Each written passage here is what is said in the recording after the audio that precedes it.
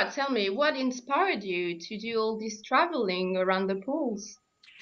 Well, I'm a writer, as you know, and I wrote a book about Chile. And I thought that book was going to end up at Cape Horn, but I ended up going to what they call Chilean Antarctica. No interest in the Antarctic at all. But I went down there and suddenly saw this enormous ice desert, bigger than continental Europe. And I thought, my God, this is the perfect tabula rasa, or blank sheet. And it was, for a travel writer, what you're looking for is a canvas, really, on which you can write and draw and paint and all the rest of it. And it was absolutely perfect. I mean, had I known then what it was going to entail, I'm not sure if I would have had the stomach for the fight, by which I mean two things. One, organising it, which took me 2 years, and there was Yeah. it's logistically, it's not like hopping on a plane to Crete or something. And secondly, the physical challenges of being there. And I'm guessing that most of the people who look at your website are English, and I know that all they really want to know is how to go to the lavatory in the Antarctic. So I'll tell you about what happened to me once when I was on a field camp, and it was on the sea ice. It's basically 12 feet of ice, and this was a very sophisticated team of American scientists who were making holes in the ice and sending ROVs, remote operated vehicles, down to the seabed to map the seabed. Nobody knew what was there, creatures that no one had ever seen before, sending images back to computer screens in the tent.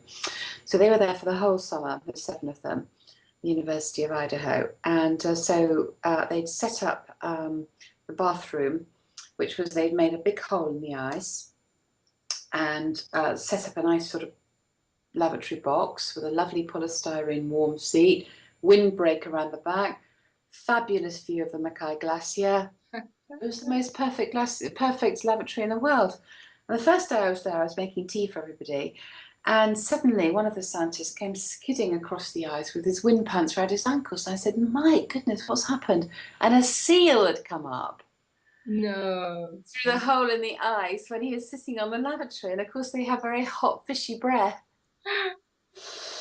So that put me right off. So that's part of the challenge of living in the polar regions is uh, well, no porcelain and no plumbing, plus the fact that just living takes about half the day. For example, when you wake up, just have a cup of tea, you've got to drag your sledge across to the glacier, chop the ice off, bring the ice back.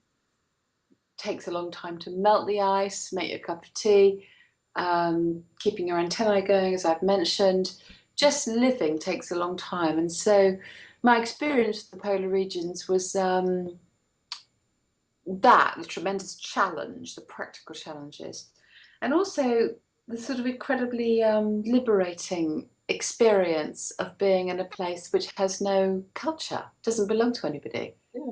I mean, for example, if you murdered someone in the Antarctic, if you took your ice axe and chopped their head off, who's gonna take you to court? There's no legal jurisdiction. Yeah. It doesn't belong to anybody. And I think that's quite liberating. Also, for example, if you start a camp there, set up a camp, and you've got sort of, let's say, 3 months of work to do together, you have to have an established time, because if you're working in a team, you have to be able to say, we're going to cook dinner at 3 or start working at 6 or whatever. So what you do when you start a camp is you have to say, okay, what time should we make it? Because there's no time zones. Yeah, really? Of So course, there's no what time do you zones. refer to then? Because you have to refer to your You time. decide. You decide. Because it's light all the time in the summer.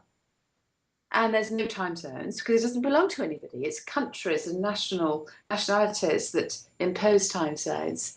So you can say, okay, we've got here, let's say now that it's 2, and we all synchronize. So you can just make it up. So it's very liberating and exhilarating, I think, to be in an unowned place, which is entirely untrammeled by the human apparatus that we've laid down. We live in a very regulated society, And this time. over-regulated, some might say. And I think one of the exhilarating things about being in the Antarctic is there's none of that. It's really like being without everything. And from my personal experience, it was like sort of stepping off the planet. You know,